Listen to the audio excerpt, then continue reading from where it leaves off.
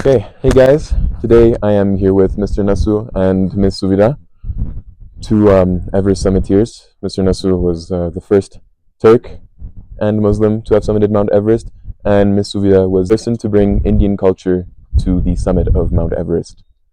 So I wanted to start with a question for Ms. Suvira.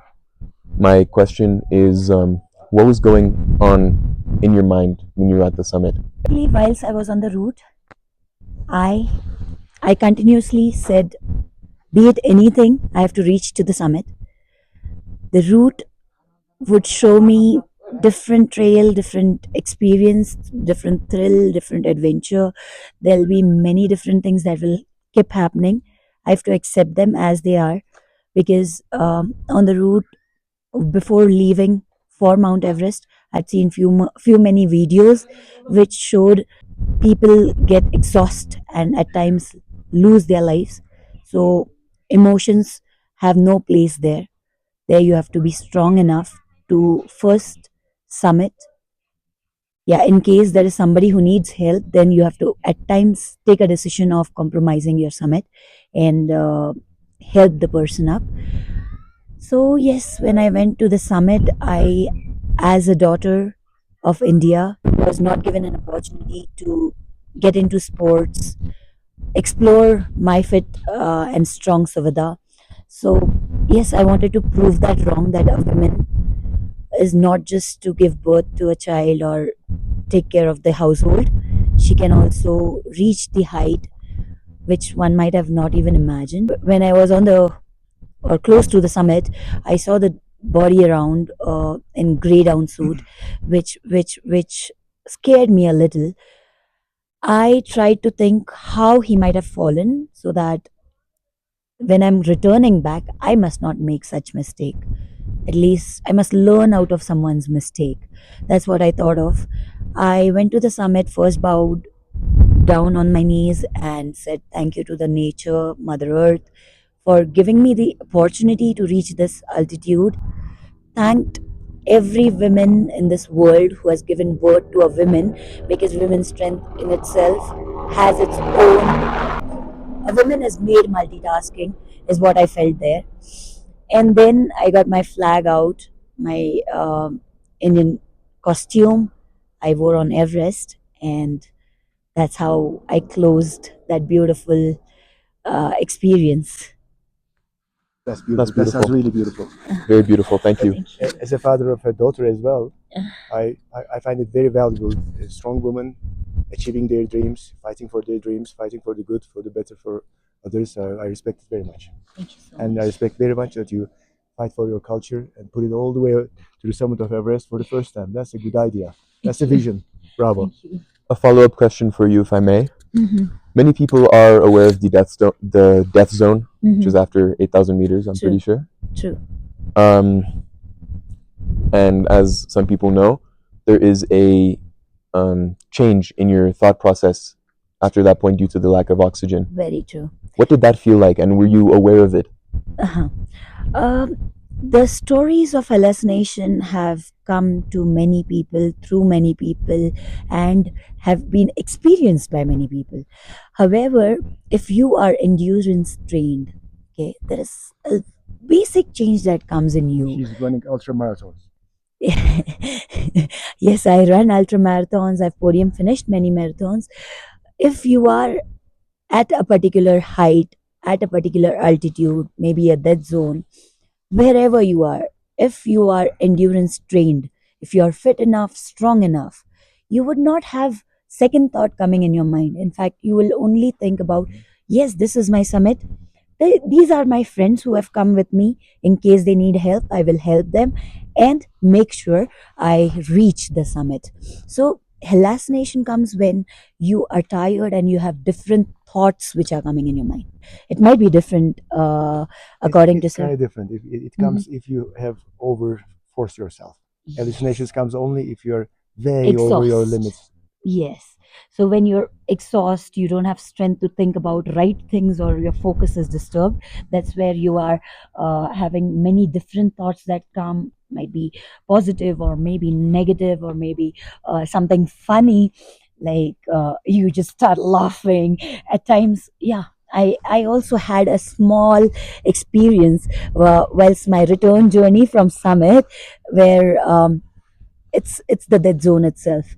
I remembered about my children, and a small message that my daughter had sent was, "Are you going to the washroom or not? Because you're wearing so many clothes. Do you really go to the washroom?" So I started laughing, and my friend said, "Hallucination ho gaya, isko utar do," meaning she's got hallucination now. She should go back. And I said, "We are anyways on a return journey." Oh, good. So, yes, endurance keeps you strong. And if you're strong and focused, there is nothing that takes you to the off road. Endurance is really the key thing, Yeah, and then the mindset. But right. without the endurance, without the hard trainings, hardships, mindset won't be really enough. So you really need to train very hard. Amazing. Thank Bravo. you. Then one last question. Hmm. Who are your inspirations or role models going into this? Going into mountaineering, for me, a rural woman, a village woman, is the role model. I wanted to show up her strength. She does plenty much, which is not even found or which is not even recognized by people.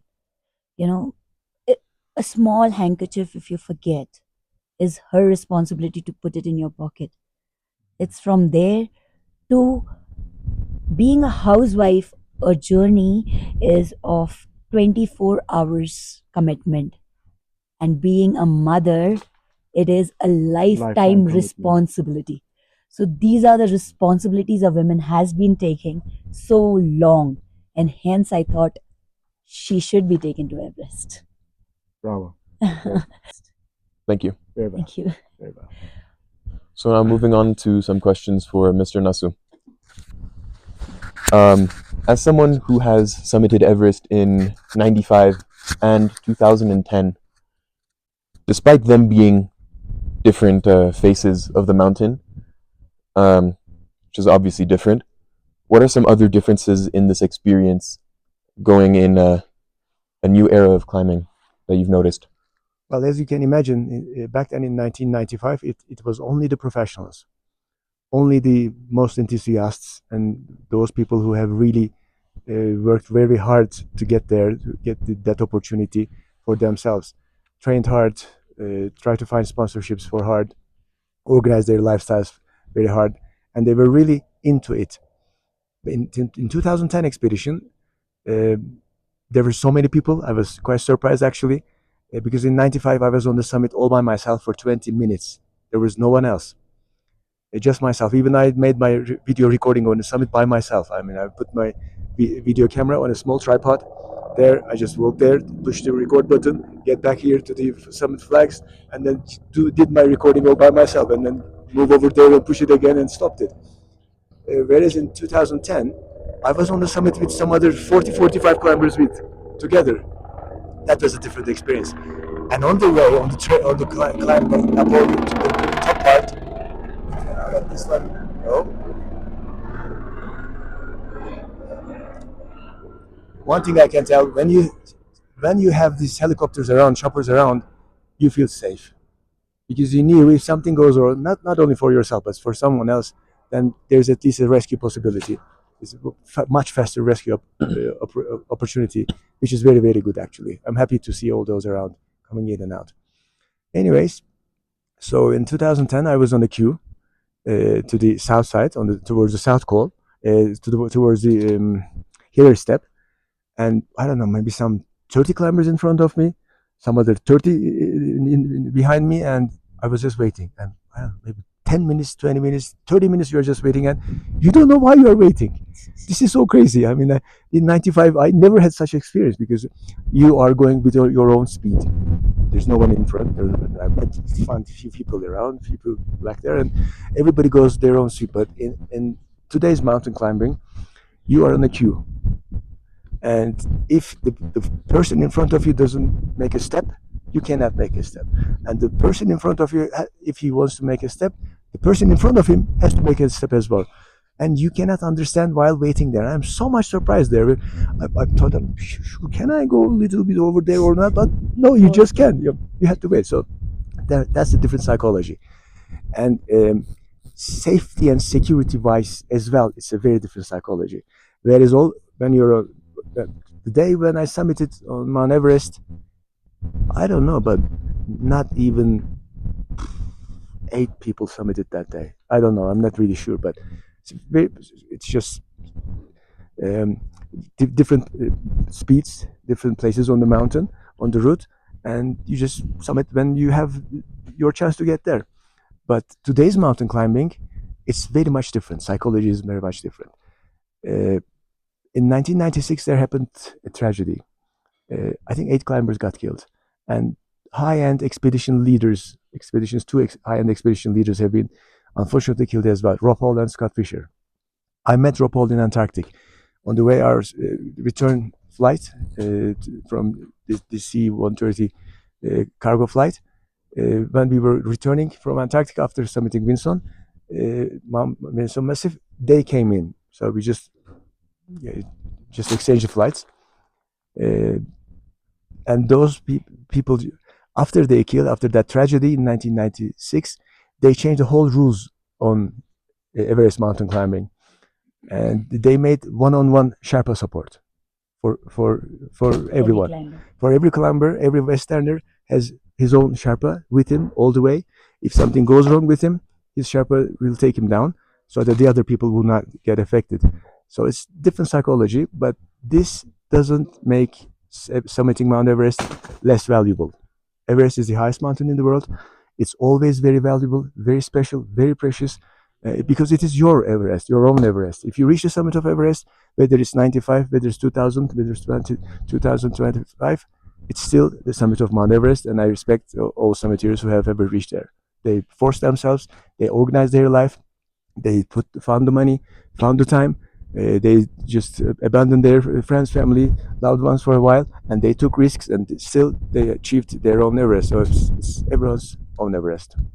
Then another question: with this queue system, did you think negatively about it? Positively? How did you feel about that queuing? There is no other chance, and I do not want to judge that, because I can really understand why people want to reach the summit of Mount Everest. I wanted it very much, and I could even took many risks to get there. I wanted to be on the summit of Mount Everest, so I can understand that any earthling, any man, any woman, anyone who lives in this world would like to climb Mount Everest. And if this is the conditions of today, if they can be on a queue, wait for their turn, and get to the top, get their photos taken, share it with loved ones, and still the summit of Mount Everest, and still deserves a good respect. As we know, Mount Everest has seen a massive surge in popularity for summiting, even base camp, and this leads to over tourism, which can also lead to pollution. That's why we are here. Yeah, That's exactly actually. why Everest Alliance is arranging cleanliness drives, and that's exactly for what we all are together today. Good point. It's a very good point. And Yes. how do you two feel about that over tourism? See, basically, if one has seen something by their eyes, they have, or the others also have an opportunity. They should have. In case one is already seeing a mountain or a base camp, the other friends will obviously want to also see it in their time, and they should get an opportunity. They must get an opportunity. So it's good that this circle is on. People are coming to mountain. More the people come to mountain, more they get connected to nature. The more they love the nature, they'll keep the mountains also clean. They will practice good or hygienic mountain habits, which will benefit some or the other day. And yes, the views, the beauty of the mountain, you cannot stop no one from coming here. Why? Because it is a short addiction which gives love. Nature gives love to the human, human gives love to the nature, is what I feel. Nasu sir, I believe you will have a very beautiful answer on the same. Well, tourism is here, there, everywhere, and it's going to be much more people. Many more people will come to travel all around the world and everywhere, every last corner of Earth. This is not bad actually, but you have to really do it sustainable understanding. You have to really do it with the respect of the nature. Otherwise, yeah, you see all the trash left out everywhere. We don't like that. Nobody likes that. So you have to create an awareness. This is why we are here actually. And even I feel one thing, in cities and in their own world, they are getting connected to the device, the equipments, and they are lost into it. So the moment they come close to the nature, they get connected to the nature, they are out of this addiction called gadget addiction, which many are suffering these days, right, sir? Yeah, I mean, the What is this addiction, if you may elaborate? technology, gadgets, telephones. Uh, well, the more you're connected with the nature, actually, the more you're connected with yourself as well, because we are all part of the nature, part of the earth. We are creations of the earth. Actually, everything on our body has been coming from the earth, and even our mind coming from the earth as well. All the experiences of millions of years of evolution. So this is best of us would only come out in the nature. Actually, the more you're connected with the nature, the more you're connected with your inner self, with your childhood, especially. When you're a child, you are very much connected actually with the earth, because you everything is inspiration for you. Everything is, even the rain, even the sun, even the wind, even the mountains, even the lakes, even the sea, even every experience is new for you, and in you just find yourself in the huge inspiration and huge love and huge respect for it. The more you lose connection with your childhood and became connected to all these material world, then unfortunately you lose respect to the earth as well, to the nature as well, to the outdoors as well. So we have to teach our kids that they're part of the earth, part of the nature, part of life itself. So they should never lose that connection. But for not losing that connection, you have to have visits to the outdoors, to the mountains, to the rivers, to the lakes, to the seas, to the, I don't know, forests, to the seasides. The more you are connected with the nature, as I said, the more you're connected with your inner self, and that will keep you much more on the right path for yourself, for others, for the world, and for anyone else. The reason why we are really um, behaving against this life, this earth, is we just lost our connection with it. We have to gain it. Very powerful message. Thank you. Then going back to your Everest experiences, I may say, um, at the summit, were you thinking the same thing on both ascensions? What was going through your mind differently or similarly? It was different, of course, obviously, because the first time, I mean, it's first experience is only once in a lifetime experience. When you first time experience something like that, everything is new. Every feeling is new. Every feeling is just appeared because of that firstness of the experience. So first time I was unbelievably excited, unbelievably happy. I just cried on the summit of Mount Everest by myself. Um, but on the second time, with some other 40 people with me on the summit, with my climate partner buddy as well, I enjoyed it very much. Of course, I summited Mount Everest twice, but I didn't cry, for example, and I loved it greatly. I'm sure if I summit again the third time, I would still love it big time. But the first time is lived only once. First time, it's different. Beautiful, thank you. I was in tears. Even I was in tears at Mount Everest, because it's, you lose control, right? You can lose You control can't on your help yourself. emotions. You can't help yourself. Like, was this my purpose of life? Was the question I asked myself at the summit. So yes, it is. It is true. You lose control. Your emotions are on the peak. You can't understand what's going on. You can't just read yourself for that moment. You're just thinking, oh yes, this was what I wanted, but I didn't understand what was it that I really wanted at that moment. And I started crying, and like, I lost my father in 2004, so I Very early. Sorry for your missed loss. him and I remembered him there. and He would be felt loved there. very happy. Yes, he must be, of course. He did. I'm sure he did. He did. He did. I'm sure he did. He did. So Yes. proud of you. Yeah. So yeah, so many things. That's it. Then my last question for you, Okay. Mr. Nasu. Who are your role models and inspirations going into mountaineering and especially Mount Everest? Well, in my days, there were top class mountain climbers like Reinhold Messner and Jerzy Kukuczka, and they were competing against, in a way, who would be the first to complete the 14 8,000ers. Messner did it. Kukuczka did it after, but Kukuczka, the Polish climber, he did all of them either in winter or in a new route, which is a lot more difficult. And that's why Messner told him, "You're not the second, you're perfect." So their competition actually was a very noble competition Very friendly. with very friendly, full respect, and they changed the course of high altitude mountaineering history. They changed the possibilities actually, and they were a great inspiration of my generation climbers. I believe now even they were great inspiration. And I met with Reinhold Messner twice. He came to Turkey to make speeches, and I met with him, and I respected him very much, and I still follow him through his social media. He has a new girlfriend, and they're in great love.